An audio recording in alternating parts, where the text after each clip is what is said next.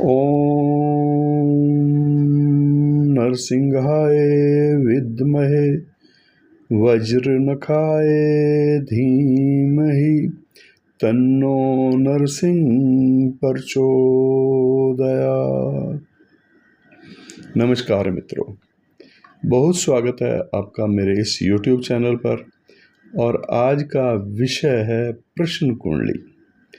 प्रश्न कुंडली पर जैसा कि आपने थंबनेल पर देख लिया होगा, एक क्रम आरंभ करने जा रहे हैं। आज उसका पहला वीडियो होगा और इसमें ज़रूरत प्रश्न कुंडली पर क्यों होती है, प्रश्न कुंडली की ज़रूरत एक एस्ट्रोलॉजर को क्यों पड़ती है। ज्योतिषी के सामने जब ये समस्या आती है कि किसी जातक की जन्म का विवरण ही उसके पास नहीं है, यानी जन्म का तिथि नहीं है, जन्म का समय नहीं है या जन्म का स्थान नहीं है, तो जिस विवरण के आधार पर जन्म कुंडली का निर्माण किया जाता है, वो विवरण ना होने के कारण जन्म कुंडली में ग्रहों के फल का कैसे पता चले, संभव ही नहीं है। तो इसका विकल्प हमारे आचार्यों ने कहा है अपने ग्रंथों में, और एक अलग से अध्याय दिया है जिसका उन्होंने नाम बताया है प्रश्न कुंडली के आधार पर आप उस तत्कालिक प्रश्न का उत्तर दे सकते हैं। तो प्रश्न कुंडली हर एक के लिए उपयोगी है। जिसको किसी प्रश्न का उत्तर चाहिए, जो जिज्ञासु है किसी प्रश्न के लिए और ज्योतिषाचार्य के पास जाता है, वो निराश नहीं होता। निराश इसलिए नहीं होता कि वो एक ऐसे एस्ट्रोलॉजर ज्योतिषी के पास आ गया है जो हर प्रकार की विद्या में पारंगत है। ज्योतिष की जितनी भी शाखाएं हैं उनमें वो विद्वान पारंगत है। ज्योतिष की जितनी भी शाखाएं हैं उनमें प्रश्न कुंडली भी बड़ी महत्वपूर्ण है। प्रश्न जातक पर कई ग्रंथ लिखे गए हैं, कई ग्रंथ मिलते हैं हमें, और इन ग्रंथों में कुछ ग्रंथ बड़े ही प्रसिद्ध ग्रंथ हैं। इनमें भुवन दीपक भी है, षट पंचाशिका भी है, और भी बहुत सारे प्रश्न ज्योतिष पर ग्रंथ हमारे आचार्यों ने लिखे हैं। आज हम जिस ग्रंथ की व्याख्या आरंभ करने जा रहे हैं उसका नाम है दैवज्ञ वल्लभा। दैवज्ञ वल्लभा एक ऐसा ग्रंथ है जिसमें विस्तार पूर्वक प्रश्न के उत्तर दिए गए हैं, तत्कालिक प्रश्न के उत्तर दिए गए हैं। मन में जो भी प्रश्न होगा उसका उत्तर इस ग्रंथ के माध्यम से कुशलतापूर्वक एक एस्ट्रोलॉजर विद्वान दे सकता है। तो ग्रंथकार इस ग्रंथ के भी आचार्य वराहमिहिर हैं। आचार्य वराहमिहिर ने ज्योतिष शास्त्र के अनेक ग्रंथों की रचना की है, जैसे कि पिछले कई वीडियो में मैं चर्चा कर चुका हूँ, और ये ग्रंथ भी उन्हीं की एक रचना है। दैवज्ञ वल्लभा का अध्याय 1 से हम आरंभ करेंगे। इस प्रथम अध्याय में सबसे पहले आचार्य ने इष्ट स्तुति की है, और इष्ट स्तुति में उन्होंने कहा है, जिनके श्रीमुख से भयंकर आग की लपटें निकल रही हैं, ऐसे भैरव रूप अद्वितीय ईश्वर भगवान नरसिंह को प्रणाम करके मैं वराहमिहिर प्रश्न शास्त्र में दैवज्ञ वल्लभा नामक ग्रंथ का प्रणयन करता हूँ। इस प्रकार से स्तुति करके उन्होंने ग्रंथ की शुरुआत की। ग्रंथ की निर्विघ्न समाप्ति के लिए ग्रंथ की जब रचना की जाती है और उसका प्रचार प्रसार भी अच्छे तरह से हो जाए, इस प्रकार के शिष्टाचार के पालन के लिए और शिष्यों को शिक्षा देने के उद्देश्य से भारतीय साहित्य में ग्रंथारंभ और उसके मध्य और अंत में भी मंगलाचरण की परंपरा प्रचलित रही है। मंगलाचरण 3 प्रकार के बताए गए हैं। पहला है निर्देशात्मक मंगलाचरण, दूसरा है नमस्कारात्मक मंगलाचरण, और तीसरा है आशीर्वादात्मक मंगलाचरण। यहाँ नमस्कारात्मक मंगलाचरण का वर्णन मिलता है इस ग्रंथ के आरंभ में, जो आचार्य वराहमिहिर कर रहे हैं भगवान नरसिंह से, जो इस ग्रंथ की निर्विघ्न समाप्ति और व्यापक प्रचार के लिए किया गया है। त्रिस्कंध ज्योतिष, 3 भागों वाला ज्योतिष, 3 स्तंभ हैं उसके, इसलिए त्रिस्कंध कहा गया है। ज्योतिष शास्त्र के मर्मवेत्ता, त्रिस्कंध ज्योतिष के मर्मवेत्ता, मर्म को समझने वाले, उसकी बारीकियों को समझने वाले ऐसे आचार्य हुए हैं आचार्य वराहमिहिर। वराहमिहिर ने इन श्लोकों के माध्यम से उन्होंने भगवान नरसिंह की वंदना की है और भगवान नरसिंह के उग्र और भयंकर स्वरूप के स्मरण मात्र से ही सभी विघ्न बाधाएं भाग जाते हैं, दूर हो जाते हैं। यही कारण है कि व्यक्ति न केवल विपत्ति के समय बल्कि शुभ कार्यों का प्रारंभ करते समय भी उनके ओजस्वी स्वरूप का इस प्रकार स्मरण करते हैं। इस नमस्कारात्मक मंगलाचरण के बाद आचार्य वराहमिहिर ने संक्षिप्त रूप से कहा है, मंत्रे तीर्थे द्विजे देवे देवज्ञो भेषजय गुरो तादृशी भावना यस्य सिद्धिर्भवति तादृशी।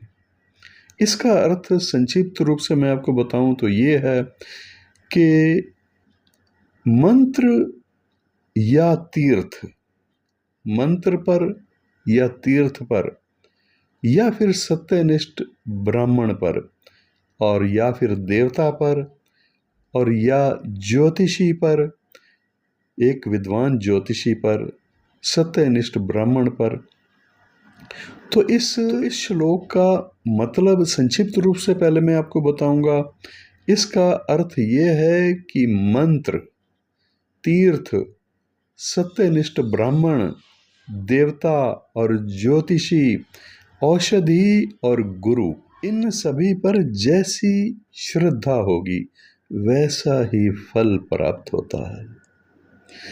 और अगर विस्तार से समझें तो ये श्लोक का अर्थ मंत्र, तीर्थ, ब्राह्मण, देवता, ज्योतिषी, औषधि और गुरु में जैसी भावना लेकर के उसके पास आप जाएंगे या जिस प्रकार की आपकी भावना उनके प्रति होगी वैसा ही परिणाम आपको प्राप्त होंगे। मतलब सफलता व्यक्ति की श्रद्धा और भावना पर निर्भर करती है। मनुष्य को अपनी श्रद्धा और विश्वास को दृढ़ रखना चाहिए। मंत्र पर अगर आपको श्रद्धा नहीं है तो मंत्र का प्रभाव क्या होगा, मंत्र के अर्थ का आपको पता नहीं है तो भी उसका प्रभाव क्या होगा। कहा गया है, स्पष्ट कहा गया है कि जिस मंत्र का आप उच्चारण कर रहे हैं, जिस मंत्र का आप जप कर रहे हैं, उस मंत्र का अर्थ भी आपको अवश्य पता होना चाहिए कि मैं किस देवी या देवता की स्तुति कर रहा हूँ या प्रेयर कर रहा हूँ, प्रार्थना कर रहा हूँ। इसी प्रकार से तीर्थ स्थान है, अगर आप किसी तीर्थ स्थान पर जाते हैं तो एक पिकनिक की तरह जाते हैं तो उसका कुछ मतलब अलग है, और अगर श्रद्धा भाव के साथ तीर्थ यात्रा करते हैं, तीर्थ स्थान पर जाते हैं तो उसके फल आपके मन मस्तिष्क को शीतल करने वाले होंगे, आपको कई प्रकार के आध्यात्मिक लाभ देने वाले होंगे। इसी तरह से देवता की पूजा आप कर रहे हैं तो बिना श्रद्धा के कर रहे हैं और बिना समर्पित भाव के कर रहे हैं तो उस देवता से भी आप क्या आशा रख सकते हैं। इसी प्रकार से ज्योतिषी के बारे में भी यही कहा गया है, दैवज्ञ, यानी एक ज्योतिषी पर भी अगर आपको विश्वास नहीं है तो उस ज्योतिषी के पास भी आप अपना प्रश्न लेकर के जाएंगे तो क्या ही वो सही उत्तर से आप संतुष्ट हो पाएंगे।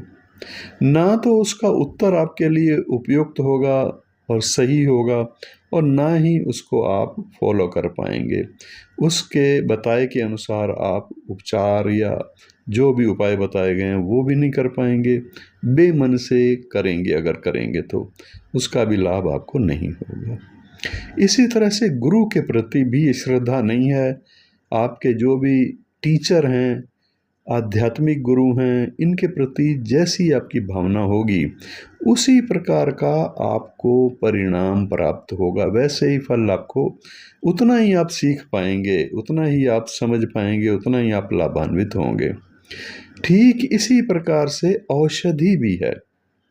अगर आप डॉक्टर के पास जाते हैं तो डॉक्टर पर, मतलब औषधि पर, अगर आपको पूरा विश्वास है तभी वो औषधि पूर्ण रूप से आपको आरोग्य प्रदान करने वाली हो सकती है। नहीं तो औषधि लेने और औषधि लेकर के अविश्वास करना, ये जो भावना है ये उस रोग को ठीक होने देगी ही नहीं।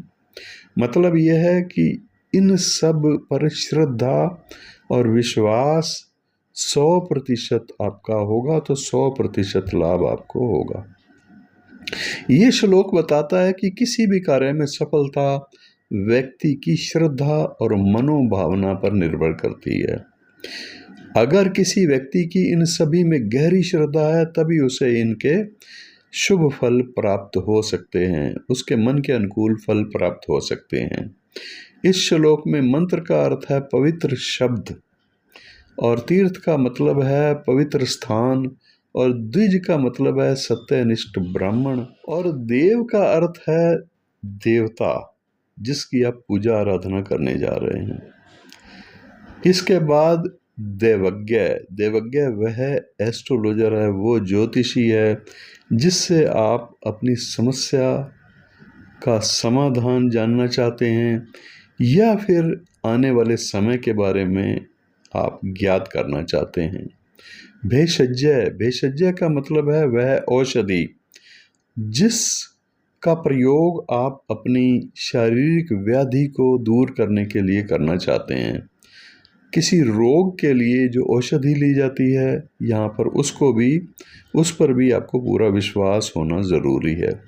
इसी तरह से गुरु जो कि आपको ज्ञान देता है, आपको विद्या देता है, उस गुरु पर विश्वास नहीं है मतलब वो विद्या आप सीख नहीं पाएंगे, ना ही आपको समझ में आएगी। तो इस प्रकार से आसान करके मैंने आपको इसका भावार्थ बताया है।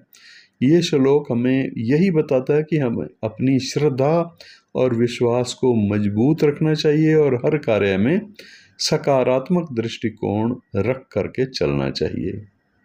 आगे आचार्य वराहमिहिर कहते हैं, मैं प्रश्न शास्त्र में देवज्ञ वल्लभा नामक इस ग्रंथ की रचना कर रहा हूँ, और आचार्य वराहमिहिर ने जातक शास्त्र में कई ग्रंथ लिखे हैं। वृहद जातक भी लिखा है, और ये जातक शास्त्र का ग्रंथ है, यानी व्यक्तिगत एक कुंडली को इसके माध्यम से देखा जा सकता है। इस ग्रंथ में ऐसी विधियां का वर्णन है। फिर सिद्धांत में पंच सिद्धांतिका उनकी एक बड़ी ही विशेष रचना है, और संहिता स्कंद में व्रत संहिता की उन्होंने रचना की है। अब आचार्य प्रश्न शास्त्र में एक मौलिक और प्रमाणिक ग्रंथ के रूप में इस ग्रंथ का वर्णन करते हुए कहते हैं कि इस ग्रंथ के माध्यम से अगर कोई इसका पूरी तरह से मनन अनुशीलन करके इस ग्रंथ के भाव को समझ करके किसी आगुंतुक जो प्रश्न करता है उसको उसके प्रश्न का उत्तर देते हैं तो कोई कारण ही नहीं कि वो प्रश्न का उत्तर गलत निकले, वो बिल्कुल 100% सत्य होगा। आगे उन्होंने कुछ वर्णन इस प्रकार से किया है कि पहले आप प्रश्न शास्त्र के कुछ सूत्र, कुछ नियमों को समझ लीजिए। ज्योतिष शास्त्र में जो जातक शास्त्र है उसको होरा शास्त्र भी कहा गया है। होरा शास्त्र का मतलब व्यक्तिगत कुंडली, एक व्यक्ति की जन्म कुंडली, उसको देख कर के जो ग्रहों के बताए जाते हैं प्रभाव, उस पर कब कब क्या क्या होंगे, दशा अंतर्दशा के अनुसार बताया जाता है, योगों के अनुसार बताया जाता है, और उस ग्रहों से बनने वाले जो संबंध हैं उसके आधार पर बताया जाता है। इसमें जो नियम जातक शास्त्र यानी व्यक्तिगत कुंडली के लिए लगते हैं, लगभग काफ़ी नियम तो वैसे ही हैं प्रश्न शास्त्र के लिए भी, लेकिन बड़े सारे नियम इसके अतिरिक्त भी आचार्य ने बताए हैं। उन्हीं को समझना है अगर आप ज्योतिष शास्त्र का ज्ञान रखते हैं। पहले उन्होंने कहा है कि ग्रहों की दीप्तादि अवस्था को समझ लीजिए। ग्रहों की जो दीप्तादि अवस्थाएं हैं वो 10 प्रकार की बताई गई हैं, और भाव फल, किस भाव का क्या फल होगा उसका भी भली भांति विचार करके जो देवज्ञ यानी ज्योतिषाचार्य पूछे गए प्रश्न का शुभ या अशुभ फल कहता है, वह मिथ्या कभी नहीं हो सकता। इसी बात पर दोस्तों मेरे को एक 20-25 वर्ष पुरानी एक घटना याद आती है। बात बहुत पुरानी है, लगभग 1999 के आसपास या 2000 के आसपास की है। एग्जैक्ट तो मैं नहीं कह सकता, लेकिन इतना समय हो चुका है। उस समय मैं प्रश्न शास्त्र पर ज़्यादा गहराई से अध्ययन भी कर रहा था। उस समय की बात है। एक जिज्ञासु आए मेरे पास पूछने के लिए, और उनका ये प्रश्न था कि मेरा बेटा, मेरा लड़का घर से आज से 10 वर्ष पहले निकल गया था और उसका आज तक पता नहीं लगा कि वो कहाँ है, किस हालात में है। तो इस प्रश्न का उत्तर क्या बनता है? क्या वो आएगा या नहीं आएगा? कहाँ गया है? किस प्रयोजन के लिए? वो जीवित भी है या नहीं है? बड़े सारे क्वेश्चन हो जाते हैं जो इंसान परेशान होता है। तो इस देवज्ञ वल्लभा के नियमों के अनुसार मैंने उनको उत्तर दिया। मैंने उनको जो कहा वो इस प्रकार से है। मैंने कहा आपका जो बेटा है वो इस दिशा में गया है और इस दिशा में बहुत ज़्यादा दूर गया है, लगभग 800 से 1200 किलोमीटर का दूरी हो सकती है। वो कुछ अनुमान है, ये भी इस देवज्ञ वल्लभा में बताया गया है, क्योंकि हर राशि, कोई राशि छोटी है, कोई राशि बड़े आकार की है, तो वहाँ ये सूचना मिल जाती है कि कितनी दूरी है। तो इस तरह से काफ़ी दूर निकल गया है और ये स्पष्ट रूप से पता चलता है कि वो जीवित है। और ये बातें मैंने उनको नोट कराई। इसके बाद मैंने ये भी कहा, और इस शास्त्र के अध्ययन के बाद कहा, मैं अपनी बढ़ाई नहीं करने जा रहा, मैं इसमें मेरी कोई बढ़ाई नहीं है। ये शास्त्र से जो मुझे प्राप्त हुआ ज्ञान, उसी के आधार पर मैंने उसको कहा, और कहा कि वो आपका बेटा शादी कर चुका है, विवाह कर चुका है। और ऐसा समय मैंने उसको बताया जो कि लगभग 1.5 साल बाद आने वाला था, जब शनि ग्रह इस राशि में आएगा और शनि ग्रह उसमें वक्री होगा। तो जैसे ही वो वक्री होगा, वो आपका बेटा जो आज से 10 साल पहले चला गया था, वो वापस लौटने का प्रोग्राम बना लेगा। जिसके साथ उसकी शादी हुई है उससे झगड़ा करके आपके पास वापस आएगा। और समय भी बता दिया, दिशा भी बता दी, उसको और क्या चाहिए। अत्यंत खुश हुआ और उसने कहा मैं आपसे ज़रूर मिलूँगा। मैंने कहा ज़रूर मिलना, आज से 1.5 वर्ष बाद ये समय आ रहा है। तो मैं ये बता करके लगभग भूल ही चुका था। इसमें बढ़ाई मेरी नहीं है, ये ग्रंथकार ने बिल्कुल सत्य लिखा है जो ये फार्मूला है। उनका। तो इसके आधार पर ही मैंने उसको बताया, और वास्तव में 1.5 साल के बाद उनके हाथ में मिठाई थी और दक्षिणा रूप धन भी कुछ था जो लेकर के वो आए, और उन्होंने बताया मेरे को। मैं हैरान रह गया कि इस ग्रंथ के माध्यम से जो प्रश्न का उत्तर निकलता था कितना सटीक हो सकता है। ऐसे मैंने कई बार परखा है। एक बार किसी के घर से कोई व्यक्ति बिना बताए उसकी पत्नी की चूड़ियां सोने की लेकर के चला गया था। अब सोने की चूड़ियां लेकर के चला गया, ये घटना दूसरी है, मैं पहले इसी की बात कर लेता हूँ। तो वो भी चूड़ियां लेकर के उतने ही समय बाद वापस लौटा। उसका जिक्र कोई करना ज़रूरी नहीं है, मैं कितनी घटना बताऊँ आपको। एक घटना ये, जो लड़का बॉम्बे चला गया था हीरो बनने के, बच्चों में पहले बहुत क्रेज़ हुआ करता था, तो दिल्ली से बॉम्बे चला गया घर से झगड़ा करके। तो ऐसे में वो उसी समय, जब मैंने बताया था शनि वक्री होगा और वो आपका बेटा आएगा, उसको छोड़ करके आएगा, झगड़ा करके आएगा, तो ठीक ऐसे ही उसका बेटा बॉम्बे से आया। उसने एक ऐसी लड़की से शादी कर ली थी, 2-4 साल उसके पास रहा और अनजान था, उसने उसको शरण दी, बड़ी अच्छी बात है।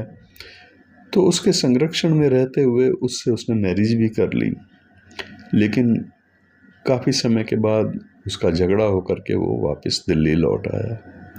तो ये एक घटना मुझे अचानक याद आ गई। लेकिन आचार्य ये कहते हैं कि अगर आप पूरी तरह से इस ग्रंथ के नियमों को जानते हुए कुछ प्रश्न का उत्तर देते हैं तो अवश्य वो शुभ होगा या अशुभ होगा, ये तो योगों के ऊपर है, कैसा प्रश्न है और कैसा वो समय है जिसकी आपने प्रश्न कुंडली बनाई है। क्या निकलता है लॉटरी की तरह है, लेकिन वो फल मिथ्या नहीं जाएगा, ये गारंटी आचार्य ने दी है। तो पहले उन्होंने कहा कि दीप्त आदि 10 अवस्थाओं को समझ लीजिए, भली भांति उनका विचार कर लेना एक ज्योतिषाचार्य के द्वारा जरूरी है। अगर उनका विचार आप ठीक ढंग से कर लेते हैं तो उस विधि को जानते हुए आप प्रश्न का उत्तर देते हैं तो मिथ्या नहीं जाएगा। फिर दूसरा नियम उन्होंने कहा है कि एक विद्वान ज्योतिषी को प्रश्न पूछे जाने के बाद ग्रहों की दीप्त आदि अवस्थाओं के अनुसार उनका बल और प्रश्न से संबंधित भाव का शुभाशुभत्व, वो प्रश्न संबंधित भाव शुभ है या शुभ नहीं है, उसका अच्छी तरह से विचार कर फलादेश करना चाहिए। तीसरे पॉइंट्स में उन्होंने कहा है कि दीप्त आदि अवस्थाओं का विवेचन कुछ श्लोकों के माध्यम से उन्होंने किया है, जिसमें भाव का फल भी विचार किया गया है और ग्रहों के फल का भी, ग्रहों की पावर, दीप्त आदि अवस्था का मतलब ग्रहों की शक्ति, उसका विचार भी किया गया है। भाव भावेश उसी तरह से है जैसे जातक ग्रंथों में हम जन्म कुंडली देखते समय करते हैं, भाव भावेश और कारक। काफ़ी नियम मिलते जुलते हैं प्रश्न कुंडली के लिए जातक विधि से, लेकिन काफ़ी अलग भी हैं। तो इस प्रकार से भाव कारक ग्रह से भी विचार कर लेना चाहिए। फिर उन्होंने, ग्रंथकार ये भी कहते हैं कि मेरी ही तरह दूसरे आचार्य का भी यही मत है। क्या मत है? कि दीप्त आदि 10 अवस्थाओं को अवश्य जान लेना चाहिए। प्रश्न का फलादेश करने के लिए उन्होंने अपने प्रश्न ग्रंथों में दीप्त आदि 10 अवस्थाओं का भाव फल का विचार करने पर बहुत ज्यादा जोर दिया है। इस प्रकार फलादेश हमेशा सत्यता की कसौटी पर खरा उतरता है, ये आचार्य का कहना है। तथा फलादेश करता देवज्ञ की भविष्यवाणी कभी मिथ्या नहीं होती। वस्तुतः सभी आचार्य प्रश्न फल का विचार करने की इस रीति को अपनाए जाने का समर्थन भी करते हैं, सहमत भी हैं। अब समझ लीजिए कि ग्रहों की 10 अवस्थाएं, दीप्तादि अवस्थाएं हैं क्या। नोट कर लीजिए अगर आप ज्योतिष के जिज्ञासु हैं।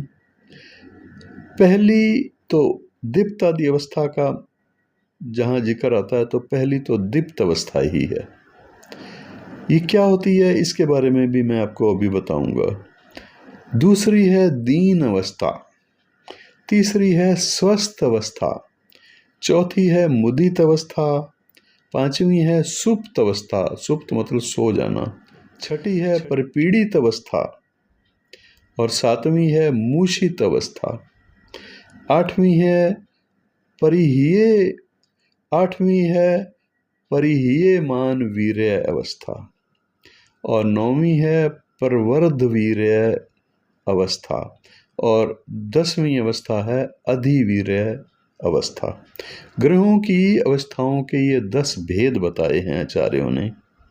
अपनी उच्च राशि में स्थित ग्रह अगर होगा तो वो कहलाएगा दीप्त, वो दीप्त अवस्था का ग्रह कहलाएगा। और फिर दूसरे नंबर पर नीच राशि में अगर कोई ग्रह होता है तो वही ग्रह दीन अवस्था का कहलाता है। इसका चार्ट आप साथ के साथ बना लीजिए। तीसरे नंबर पर जो अपनी ही राशि में ग्रह स्थित होता है, जैसे मेष राशि है तो मंगल की है, सिंह राशि है तो सूर्य की है, कर्क राशि है तो चंद्रमा की है। ये हर ग्रह की जो राशि है वो फिक्स है। तो सब राशि मतलब अपनी राशि में जो ग्रह होगा वो स्वस्थ कहलाएगा, हेल्दी कहलाएगा। चौथे नंबर पर है मित्र राशि में स्थित ग्रह, मुदित अवस्था का कहलाता है। पांचवें नंबर पर है शत्रु राशि में स्थित ग्रह, जो कि सुप्त अवस्था का कहलाता है, सोया हुआ। छठे नंबर पर ये एक अवस्था बताई गई है, इसको थोड़ा समझना पड़ेगा आपको। ये है ग्रहों के आपस में युद्ध, अन्य ग्रह से युद्ध में पराजित ग्रह जो होता है वो परपीड़ित कहलाता है। अब ये पराजित कैसे होता है और विजयी कैसे होता है इसको समझिए।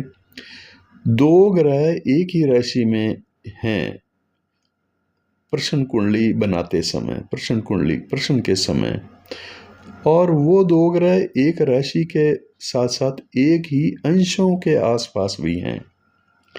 तो हमें ये देखना होगा कि कौन सा ग्रह फास्ट चलने वाला है और उन दोनों में से जो ग्रह गति जिसकी ज़्यादा है, स्वभाव से ही गति ज़्यादा है, तो निश्चित रूप से वो आगे निकल जाएगा। तो हम जो आगे निकल जाने वाला ग्रह होगा और निकल चुका होगा, चाहे वो कला या विकला में निकल गया होगा, तो वो ग्रह युद्ध में विजयी कहलाएगा और जो पीछे रह गया वो पराजित कहलाएगा। इसी पराजित ग्रह की चर्चा यहाँ पर की गई है। छठे नंबर पर अन्य ग्रहों से युद्ध में पराजित ग्रह परपीड़ित कहलाता है। और इसके बाद सातवें नंबर पर अस्त ग्रह, सूर्य के नज़दीक होने से हर ग्रहों की जो डिग्रियां हैं वो अलग अलग हैं, उसको भी आपको अध्ययन करना चाहिए। सूर्य अस्त कर देता है जो भी ग्रह उसके नज़दीक होता है। तो यहाँ पर जो ग्रह अस्त होगा वो मूषित कहलाता है, अच्छा फल वो भी नहीं देगा। आठवें नंबर पर है अपनी नीच राशि की ओर जाने वाला ग्रह। अब यहाँ ये नहीं कहा गया कि नीच राशि में ही वो ग्रह है, नीच राशि की ओर जाने वाला जो ग्रह है वो परहीयमान वीर्य कहलाता है, यानी उसकी शक्ति क्षीण होने जा रही है। तो इस तरह से 9वें नंबर पर कहा है अपनी उच्च राशि की ओर बढ़ने वाला ग्रह प्रवृद्ध वीर्य कहलाता है, जिसकी शक्ति बढ़ने वाली है। और 10वें नंबर पर उदय होते हुए शर्त बताई गई है कि वो अस्त नहीं होना चाहिए। उदय की कंडीशन साथ में बताई है। उदय होते हुए शुभ ग्रहों के षड वर्ग में रहने वाला वो ग्रह। अब षड वर्ग कहा गया है यहाँ पर, जिसमें D1 भी है, D2 भी है, D7 भी है और D9 भी है और D12 भी है। कई कई दशमांश भी लेते हैं, कई कई तृतीयांश भी लेते हैं। तो इसको अलग अलग आचार्यों ने जो षड वर्ग हैं, 6 तरह के वर्ग, उनका वर्णन आप ज्योतिष के सामान्य ग्रंथों में भी पढ़ सकते हैं, वहाँ भी आपको मिल जाएगा। अलग अलग मत के अनुसार हैं वो, लेकिन जो भी हो, यानी अधिकांश वर्गों में वो अच्छा होना जरूरी है। तो मतलब उदय होते हुए शुभ ग्रहों के षड वर्ग में होने वाला ग्रह, विपुल रश्मि वाला वो ग्रह अधिक वीर्य कहलाता है, अधिक वीर्य अवस्था का कहलाता है। तो ग्रहों की दीप्त आदि अवस्थाओं के नाम दीप्त, दीन, स्वस्थ, मुदित, सुप्त, परपीड़ित, मूषित, परिह्यमान वीर्य और परवर्ध वीर्य और अधिक वीर्य, ये 10 तरह से सूचित होते हैं। देवज्ञ नीलकंठ ने ग्रहों की अवस्थाओं के नाम भी इसी प्रकार से बताए हैं, किंतु जातक पारिजात में अवस्थाओं के नाम कुछ अलग प्रकार से आपको मिलेंगे, कुछ भिन्नता मिलेगी। जो भी हो, ग्रहों की शक्ति को यहाँ पर देखा जाता है दीप्तादि अवस्थाओं के माध्यम से, तो वहाँ भी आप अध्ययन कर सकते हैं। तो वहाँ क्या कहा गया है, वहाँ के हिसाब से दीप्त अवस्था, स्वस्थ अवस्था, प्रमुदित अवस्था, शांत अवस्था, शाक्त अवस्था, परपीड़ित, दीन, खल और विकल अवस्था और भीत अवस्था। बात वही है, इसके लक्षण वही हैं, लेकिन नाम परिवर्तित हो गए, 10 नाम अलग अलग हो गए, बस इतना मात्र फर्क है। दीप्तादि अवस्था वाले ग्रहों की परिभाषा ज्योतिष शास्त्र के सभी आचार्यों ने एक जैसी ही बताई है।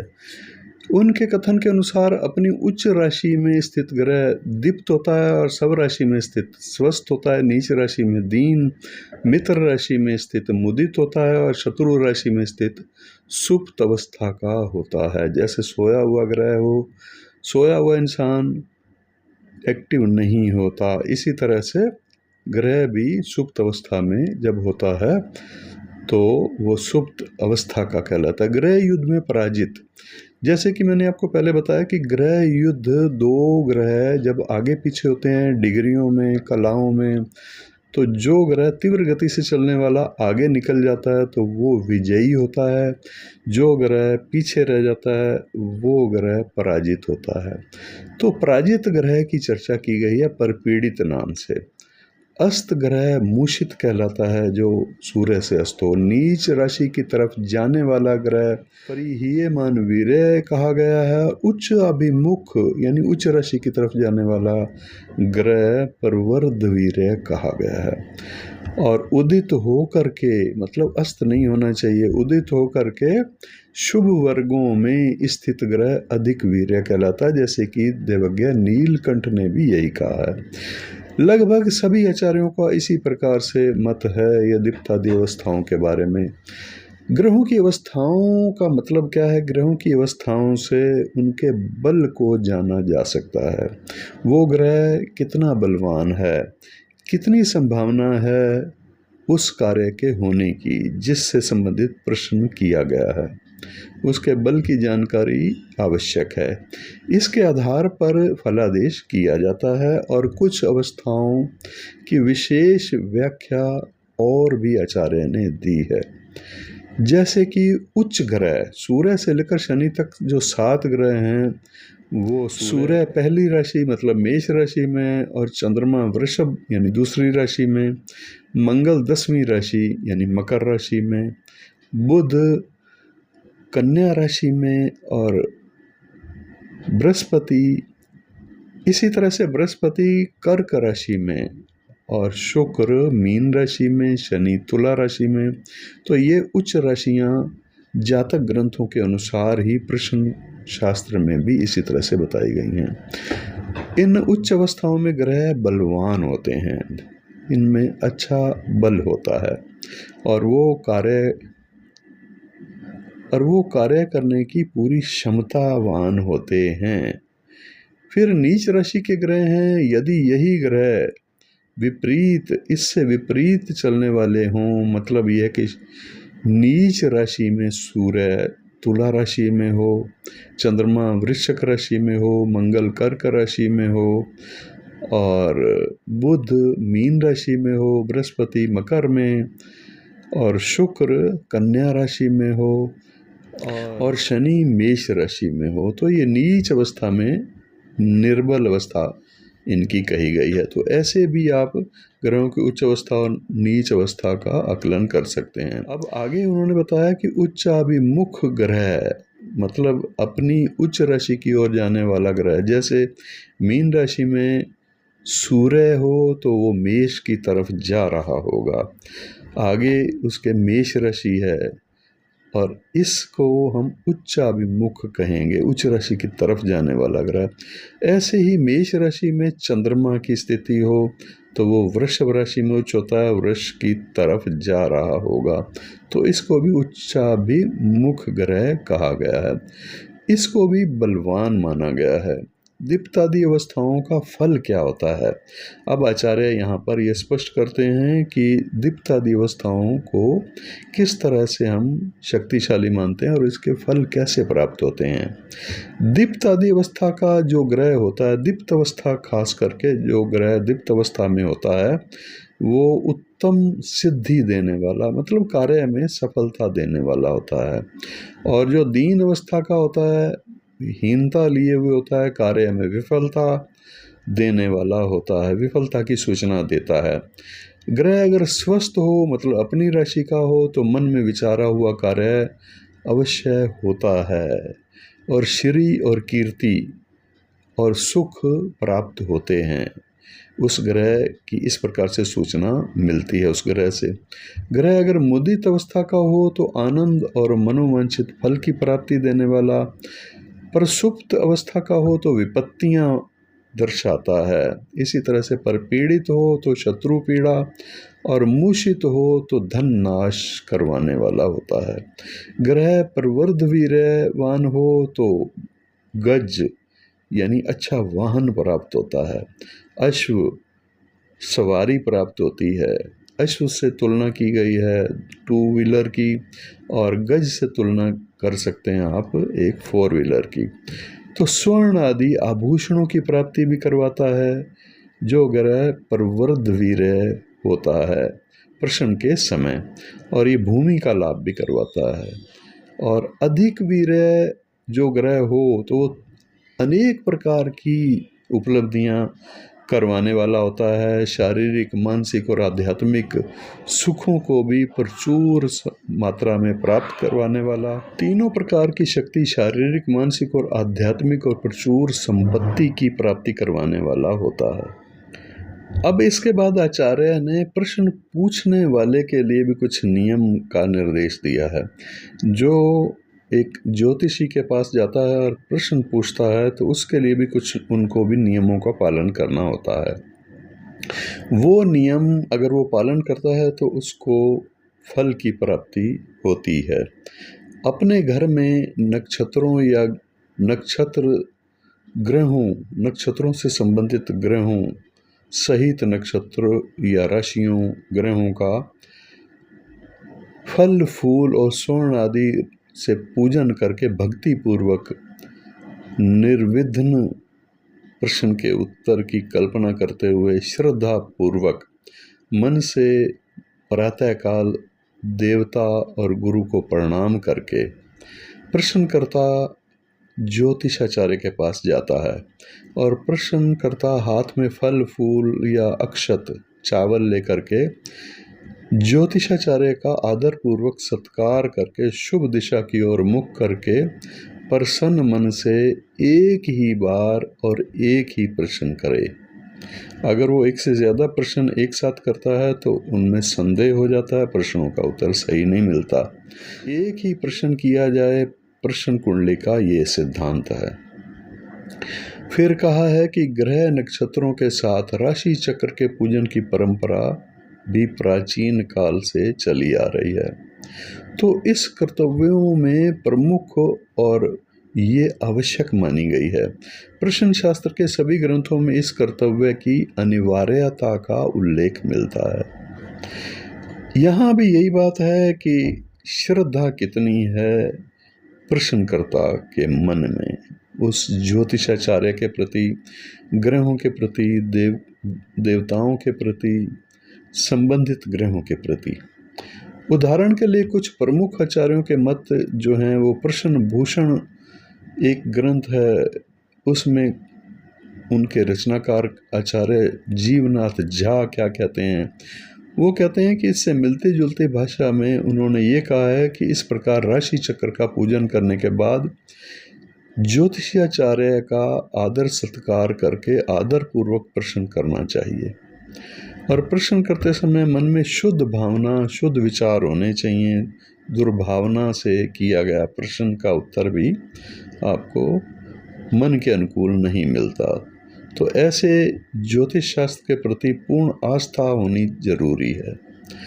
आस्था और विश्वास और श्रद्धा के बिना कुलसित भावनाओं से या उपहास के लिए, कई बार परीक्षा लेने के लिए प्रश्न किए जाते हैं, तो इस उपहास के लिए किए गए प्रश्न का फल निष्फल होता है, कोई परिणाम आपको नहीं मिलेगा मन के अनुकूल। जैसा कि कहा गया है, मंत्र, तीर्थ, ब्राह्मण, देवता, ज्योतिषी, औषधि और अपने गुरु के प्रति व्यक्ति की जैसी भावना होती है या वह जैसी भावना लेकर उनके पास जाता है, वैसा ही उसको फल प्राप्त होता है। फलादेश के पद्धति बताते समय प्रश्न कुंडली के लिए फलादेश की पद्धति बताते समय आचार्य कहते हैं कि प्रश्न वाक्य के अक्षर, जो प्रश्न का अक्षर पहला है, प्रश्न लगन या बाहरी वातावरण के शकुन, जो भी उस समय पर शकुन घटित हो रहे हैं, उसके अनुसार सावधानी पूर्वक उनका पूरा विचार करके शुभ या अशुभ फल जान करके एक आचार्य, ज्योतिषाचार्य को फलादेश करना चाहिए। ये फलादेश करने की पद्धति में पहला नियम है। और दूसरा नियम बताया गया है कि प्रश्न अक्षर के अनुसार फलादेश करने के लिए केरल प्रश्नों में अनेक सिद्धांतों का विवेचन किया गया है। हालांकि केरल प्रश्नों की पद्धति अलग है। यहाँ पर केरलीय प्रश्न रत्न आपको देखना चाहिए, या केरल प्रश्न संग्रह ग्रंथ देखना चाहिए, या केरल तत्व देखना चाहिए, केरल तत्व प्रश्न संग्रह भी देखना चाहिए। इसी तरह से पंचपक्षी एक ग्रंथ है, उसमें भी प्रश्नों का उत्तर मिलता है। तो इस तरह से कई अनेक ग्रंथ हैं जो प्रश्न शास्त्र वाले ग्रंथ माने गए हैं। प्रश्न अक्षर के अनुसार उनकी अधिभूमित ये संज्ञाएं, ध्वज आदि संज्ञाएं और अक्षर, पिंड और गरुड़ आदि स्वामियों का निश्चय करके इसका शुभ अशुभ फल उन अलग अलग विधियों के अनुसार अलग अलग नियम, अलग अलग अक्षर, अलग अलग उसके भाषाएं और परिणाम है बताए गए हैं। तो उन मामलों में उनका अध्ययन करके उस प्रकार से ही फल दिया जा सकता है, प्रश्न का उत्तर दिया जा सकता है। लेकिन यहाँ प्रश्न कुंडली की बात हो रही है। प्रश्नकालीन शकुनों को तो अवश्य प्रश्न कुंडली बनाने के बाद उत्तर देने से पहले अवश्य देखना होता है। प्रश्नकालीन शकुनों का अपना विशेष महत्व कहा गया है। ये पूछे गए कार्यों की सिद्धि या असिद्धि के सूचक होते हैं और काफ़ी कुछ इनसे आभासित हो जाता है। आचार्य वराहमिहिर ने इस विषय में विस्तार पूर्वक विवेचन किया है, और विवेचन किया है अपनी व्रत संहिता ग्रंथ में। व्रत संहिता के उत्तरार्ध में शकुन विचार का एक अलग से अध्याय भी है, और शकुन विचार अध्याय से लेकर के 8 अध्यायों में इसकी चर्चा मिलती है। प्रश्न शास्त्र के दूसरे अध्याय में प्रश्नकालीन शकुनों का बड़ा ही चमत्कारपूर्ण वर्णन भी मिलता है। यहाँ ग्रंथकार ने केवल एक संकेत मात्र दिया है कि देवज्ञ यानी ज्योतिषाचार्य को प्रश्न के समय बाहरी और आंतरिक उसके मन में क्या चल रहा है इसका भी आभास कर लेना चाहिए। वो कितना शंकित है पूछने वाला, बाहरी वातावरण कैसा है, उन सब प्रकार से शकुनों का विचार करके और आंतरिक और बाहरी शकुनों से शुभाशुभत्व का निश्चय करके प्रश्न कुंडली का अध्ययन करते हुए फलादेश करना चाहिए। प्रश्न करने के लिए आगे उन्होंने स्थान का फल भी बताया है, कहाँ प्रश्न किया जा रहा है। जिस भूमि में फल और पुष्पों से सुशोभित वृक्ष हों, जो स्थान गाय से परिपूर्ण हो, गौशाला हो सकती है या गोमय हो, तो वो वाला स्थान, या पुष्प और जल से युक्त वो स्थान, तालाब का किनारा, नदी का किनारा, नहर का किनारा, और जिस स्थान पर चलने से पूछने वाले के पैर सुख का अनुभव करें, वहाँ प्रश्न करने से निसंदेह मनोरथ की सिद्धि होती है। मन के अनुसार जैसा वो चाहता है लगभग वैसा प्रश्न का उत्तर प्राप्त होता है। अगर प्रश्न के समय भूमि, दृष्टि और मन के सुख कारक हों और शुभ वस्तुएं दिखाई दे रही हों, सुनाई दे रही हों, शुभ वाणियाँ, शुभ आवाज़ें सुनाई दे रही हों, तो पूछने वाले को शुभ फलों की प्राप्ति होगी। ये प्रश्न कुंडली के ग्रहों के साथ साथ विचार करने योग्य हैं। और वराहमिहिर ने स्वयं व्रत संहिता में कहा कि शुभ और अशुभ फलदायक स्थानों का वर्णन उन्होंने अपने ग्रंथों के कुछ श्लोकों में भी किया है। इसका मतलब यह है कि प्रश्न के समय शुभ और मांगलिक वस्तुओं को देखना और शुभ ध्वनि का सुनना शुभ फल कारक होता है। जैसा कि प्रश्न सिंधु जो मुहूर्त का ग्रंथ है, मुहूर्त चिंतामणि, उसमें भी कहा गया है। यही कारण है कि ज्योतिषाचार्य के पास जब जाएं, प्रेयर करके जाएं, प्रार्थना करके जाएं, हाथ में फूल लेकर के जाएं, कम से कम फूल या फल कहे गए हैं जो आपको प्रिय हों, वह वो फल हों, और फूल जो कलर के आपको फूल पसंद हैं वो फूल भी उसको समर्पित करके फिर प्रश्न को जानना चाहिए, प्रश्न के उत्तर को जानने के लिए प्रश्न करना चाहिए। शुभाशुभ शकुन क्या होते हैं? 5 प्रकार के शकुन कहे गए हैं। 5 प्रकार के शकुन शुभ होने से पूछने वाले को इष्ट लाभ, और 5 ही प्रकार के शकुन अशुभ होने से अनिष्ट फलों की प्राप्ति कही गई है। शुभ और अशुभ दोनों प्रकार के समान शकुन अगर हों, जैसे 5 में से 2 शुभ हैं और 3 अशुभ हैं, या 3 अशुभ हैं और 2 शुभ हैं, तो लगभग समानता है उनमें। तो इस प्रकार से समान शकुन होने पर बलवान और निर्बल ग्रहों की स्थिति के अनुसार फल का विचार किया जाता है। 4 शकुन जो हैं, 4 आदि शकुनों में भी बल के आधार पर फलादेश किया जाता है। शकुनों के अनेक भेद कहे गए हैं, अनेक भेद बताए गए हैं। आचार्य वराहमिहिर ने इस ग्रंथ में उसकी चर्चा विस्तार पूर्वक की है। तो वो 5 भेद क्या हैं जो प्रमुख हैं? हमारे आसपास के वातावरण में विद्यमान और भावी घटना चक्र के सूचक शकुनों को आचार्य ने इन 5 वर्गों में वर्गीकृत किया है। किसी सजीव या निर्जीव वस्तु का दर्शन होना, यानी कोई ऐसी वस्तु जो सजीव हो या निर्जीव हो लेकिन वो दर्शन योग्य हो। फिर उसका शब्द होना, शब्द भी बड़ा महत्वपूर्ण है। जैसे आप देखते हैं कि एक कुक्कुर है, कुत्ता है, तो वो शब्द कभी कभी कैसे कैसे शब्द निकलता है जो कि अशुभ शब्द कहे गए हैं, अशुभ वाणी कही गई है।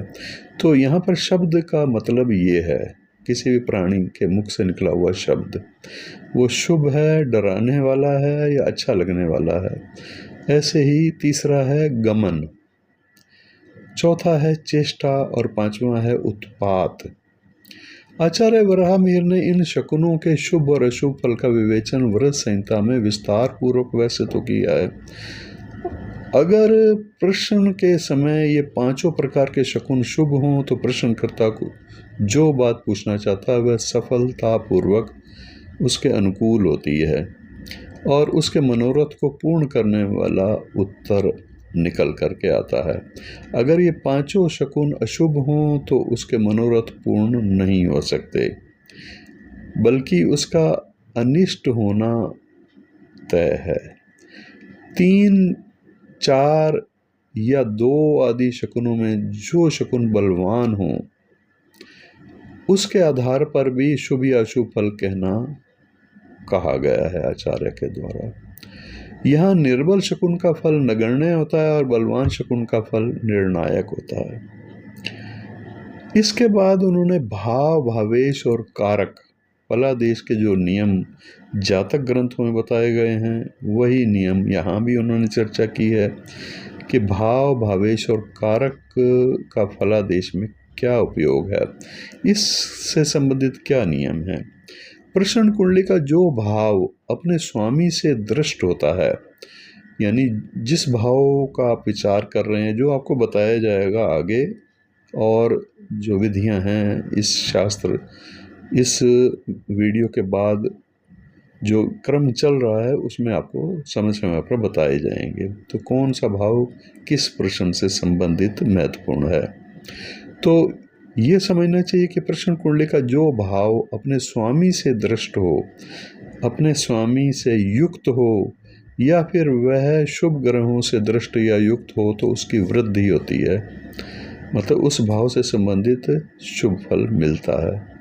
जिस भाव से 2, 4, 7, 10 और 12वें स्थान में शुभ ग्रह स्थित हों उसकी भी वृद्धि होती है, और पाप ग्रह अगर हों तो फिर उस भाव की हानि होती है, उस भाव से संबंधित फल अशुभ प्राप्त होता है अगर हानि वाला संकेत मिलता है तो।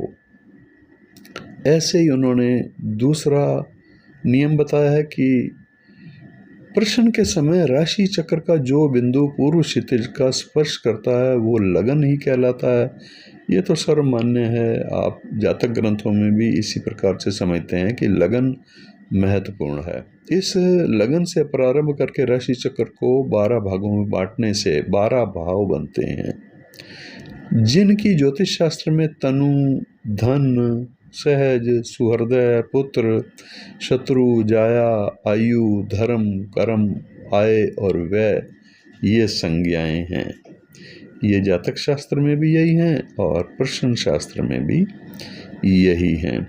फिर तीसरा नियम बताया है, जिस भाव में जो राशि हो उसका स्वामी ग्रह भावेश कहलाता है। जिस भाव में उसका स्वामी बैठा हो या उसे देखता हो तो उस भाव के नैसर्गिक यानी मौलिक जो उसका मूल स्वभाव है उस फल की वृद्धि होती है। ग्रंथकार का ये कथन आज फलित ज्योतिष का भी सर्वमान्य सिद्धांत है, क्योंकि वो ग्रंथ और ये ग्रंथ, सभी ग्रंथ और नियम तो आचार्य वराहमिहिर के द्वारा ही लिखे गए हैं, इसीलिए नियम यहाँ पर वही लिया है उन्होंने। किंतु भावेश की भाव पर दृष्टि से कुछ आचार्य पूर्ण दृष्टि मानते हैं और कुछ पाद दृष्टि यानी आंशिक दृष्टि, जैसे 25% दृष्टि, 50%, 75% भी मानते हैं, उनको भी स्वीकार करते हैं।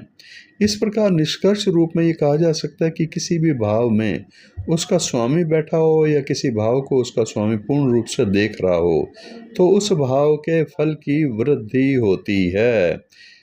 आगे फिर बताया गया कि सूर्य, मंगल, शनि, क्षीण चंद्रमा ये जो ग्रह बताए गए हैं, सूर्य को भी क्रूर ग्रह बताया गया, मंगल को भी, शनि को भी पाप ग्रहों में गिनती होती है, और क्षीण चंद्रमा पक्ष बल में जो चंद्रमा क्षीण होता है वो भी पाप ग्रहों में गिना जाता है। साथ ही पाप ग्रहों के साथ स्थित बुध, ये सब पाप ग्रह माने गए हैं। और इसके अलावा शुभ ग्रह जो हैं वो गुरु है, शुक्र है, या पक्ष बल में बलवान चंद्रमा है, पूर्ण चंद्रमा, और शुभ ग्रहों के साथ स्थित बुध, ये सभी शुभ ग्रहों के रूप में इनको स्वीकार किया गया है। राहु और केतु दोनों तमो ग्रह हैं। तमो ग्रह भी पाप ग्रहों की श्रेणी में ही माने जाते हैं। जिस भाव में शुभ ग्रह बैठे हों या जिस भाव को शुभ ग्रह पूर्ण दृष्टि से देखते हों, उस भाव के फल की वृद्धि होती है। तो ग्रंथकार के इस कथन का भी सभी आचार्यों ने समर्थन किया है। जिस भाव से दूसरे, चौथे, सातवें, 10वें और 12वें स्थान में शुभ ग्रह होंगे, उस भाव की वृद्धि होती है, और जिस भाव से इन स्थानों में पाप ग्रह होंगे, उस भाव की हानि ग्रंथकार कहते हैं। ग्रंथकार के इस कथन का भी अधिकांश आचार्यों ने समर्थन किया है। अब छठा पॉइंट है, भाव फल के ह्रास या वृद्धि के भी कुछ नियम बताए हैं। जिस भाव में नीच या शत्रु राशिगत ग्रह बैठा हो, उस भाव का नाश होता है, नुकसान होता है, उस भाव से संबंधित शुभ फल नहीं मिलते। फिर दूसरा, जिस भाव का स्वामी 6, 8 या 12 भाव में बैठा हो, उस भाव का भी नाश होता है, उस भाव से संबंधित भी अशुभ फलों की ही प्राप्ति कही गई है। फिर है छठा, 8वां या 12वें भाव का स्वामी जिस भाव में बैठा हो, उस भाव का भी नाश होता है, उस भाव से संबंधित भी अशुभ फलों की प्राप्ति होती है। जिस भाव में पाप ग्रहों का षड्वर्ग हो, उस भाव की भी हानि बताई गई है, उस भाव से संबंधित शुभ फल नहीं मिलते, अशुभ फल मिलते हैं। फिर आगे है, जिस भाव में उच्च मूल त्रिकोण मित्र या सब राशिगत ग्रह बैठा हो, उस भाव की वृद्धि होती है, उस भाव का फल शुभ होता है। और फिर एक और है, जिस भाव में शुभ ग्रहों का षड्वर्ग हो, उस भाव की भी वृद्धि होती है। ये आज के वीडियो में आपने समझा। प्रश्न कुंडली बनाने के बाद प्रश्न से संबंधित कुछ नियम भी आपने समझे, और कुछ शकुनों के बारे में भी आपने जाना, कुछ ये भी जाना कि प्रश्न पूछने वाला किस भाव से एस्ट्रोलॉजर या ज्योतिषाचार्य के पास जाता है और किस प्रकार से उसका सम्मान करता है।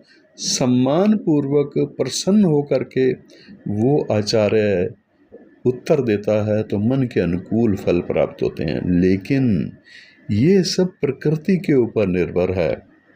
ऐसा नहीं है कि ज़बरदस्ती प्रसन्न होकर के आप जा रहे हैं, उनको प्रसन्न करने की कोशिश कर रहे हैं।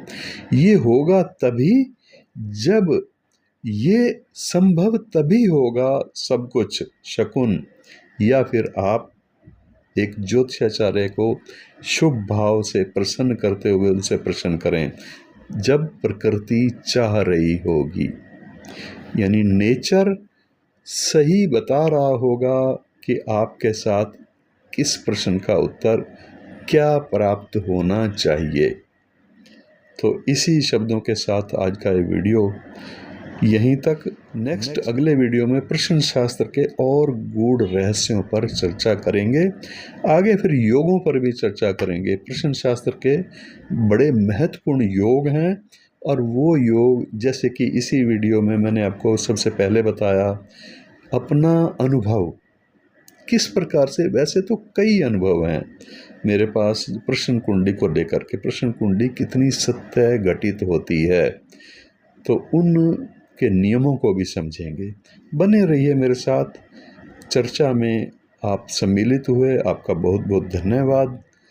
और आगे मेरी कोशिश यही होगी कि जो प्राचीन ग्रंथ हैं ज्योतिष शास्त्र से संबंधित, उन सब को क्रमशः एक क्रम दे करके उन पर भी व्याख्या की जाए।